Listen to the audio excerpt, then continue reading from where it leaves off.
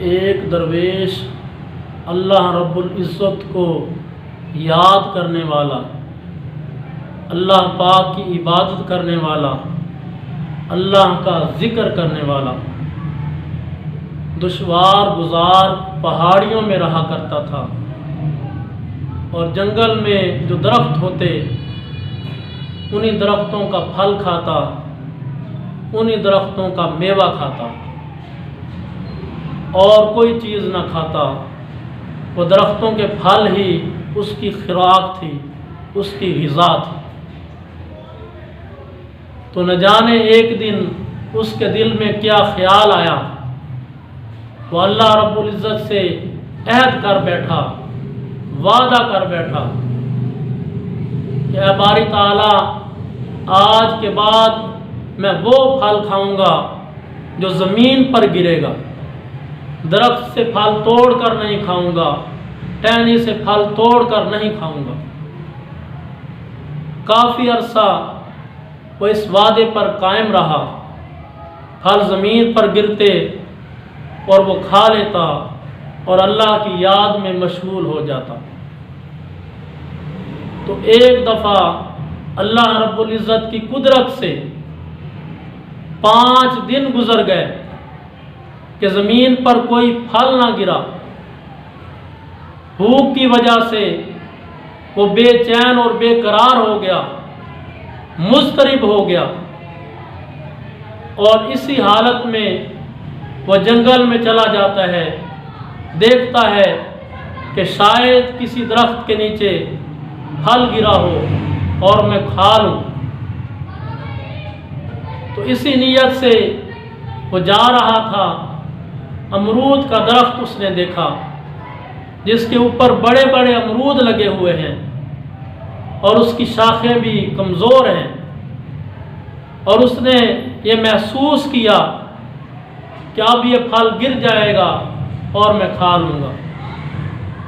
وہ کافی دیر اسے دیکھتا رہا کہ اب پھل گرتا ہے، اب گرتا ہے، لیکن پھل نہ گرا۔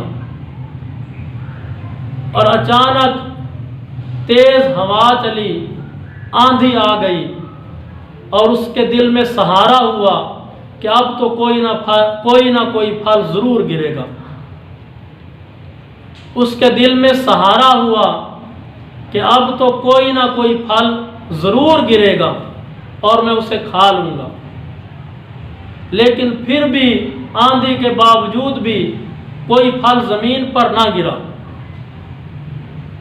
تو اس نے صبر کا دامن چھوڑ دیا، صبر کا پیمانہ لبریز ہو گیا، اور اس نے اپنا ہاتھ بڑھا کر امرود کے درخت سے ایک امرود توڑ لیا اور اس نے کھا لیا۔ تو اللہ رب العزت کی غیرت حرکت میں آئی۔ اسی جنگل میں چور آ گئے، ڈاکو آ گئے، جو رات کو چوری کرتے، شہروں میں چلے جاتے، بستیوں میں چلے جاتے، اور دن کے وقت اس جنگل میں آ کر چھپ جاتے۔ پولیس کو خبر ہوئی کہ فلاں جنگل میں ڈاکو رہتے ہیں، چور رہتے ہیں، تو انہوں نے جنگل کو چاروں طرف سے گھیر لیا، اور سپاہیوں نے وہ چور پکڑ لیے اور ڈاکوؤں کو قید کر لیا۔ تو انہی ڈاکوؤں میں اس بزرگ کو بھی پکڑ لیا اور انہیں جیل میں ڈال دیا۔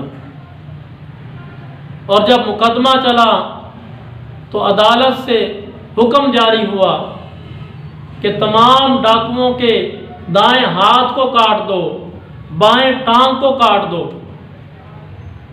جلاد جب ڈاکوؤں کے ہاتھ اور ٹانگ کو کاٹ چکا تو جب اس بزرگ کی باری آئی تو ان کا ہاتھ کاٹا گیا۔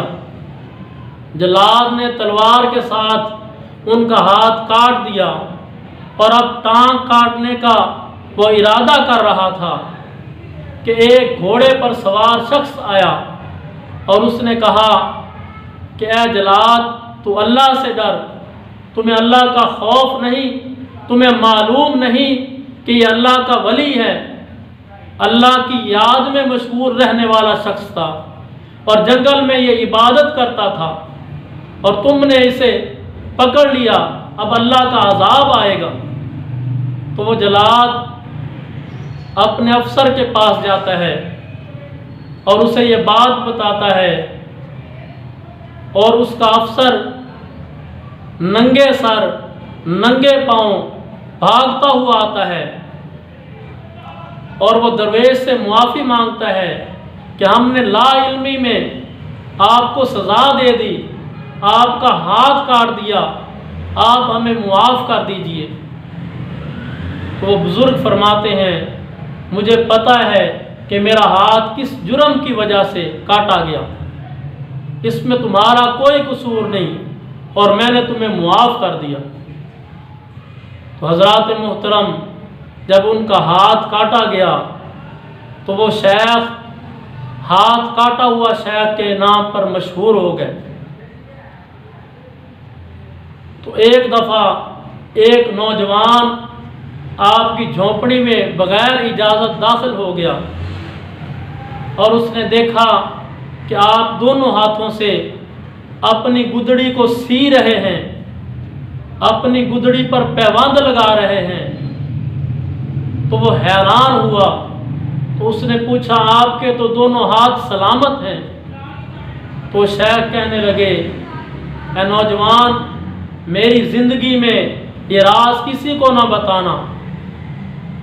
تو ابھی یہ باتیں کر ہی رہے تھے کہ گاؤں والے بھی جھونپڑی کے قریب آ گئے، انہوں نے بھی سراغ سے دیکھ لیا کہ شیخ کے دونوں ہاتھ سلامت ہیں اور دونوں ہاتھوں سے وہ اپنی گدڑی سی رہے ہیں، اپنا لباس سی رہے ہیں۔ تو شیخ اللہ رب العزت کی بارگاہ میں التجا کرتے ہیں اے باری تعالیٰ، اس میں کیا حکمت ہے، کیا راز ہے؟ میں نے تو پوری زندگی یہ راز چھپا کر رکھا تھا اور تو نے یہ راز ظاہر کر دیا۔ تو اللہ رب العزت کی طرف سے الہام ہوتا ہے، القاء ہوتا ہے، اے ہمارے محبوب، اے ہمیں یاد کرنے والے، جب آپ کا ہاتھ کاٹا گیا تھا تو لوگوں نے آپ کو چور سمجھ لیا اور لوگ یہ عقیدہ رکھتے تھے کہ آپ مکر و فریب کرنے والے ہیں، آپ اللہ کو یاد کرنے والے نہیں، اور اس وجہ سے وہ بد نصیب ہو گئے، گمراہ ہو گئے، میرے ولی سے محبت نہ کرتے تھے، میرے ولی سے نفرت کرتے تھے، اور میں نے ان پر یہ راز ظاہر کر دیا کہ یہ بندہ میرا محبوب بندہ ہے، یہ میرا ولی ہے اور میری عبادت کرنے والا ہے۔ تو جب یہ الہام ہوا تو وہ بزرگ اللہ رب العزت کا شکر کرنے لگے اور شکر کرتے کرتے سجدے میں گر پڑے۔ تو حضرات محترم، مولانا روم اس واقعے سے ایک نصیحت بیان فرماتے ہیں کہ کوئی بھی انسان وعدہ نہ کرے، اگر وعدہ کر لے تو اس کو توڑے نہ۔ جب انسان وعدہ خلافی کرتا ہے تو اس طرح اللہ کا عذاب آتا ہے، اللہ رب العزت کی پکڑ ہو جاتی ہے اور اللہ کی پکڑ سخت ہے۔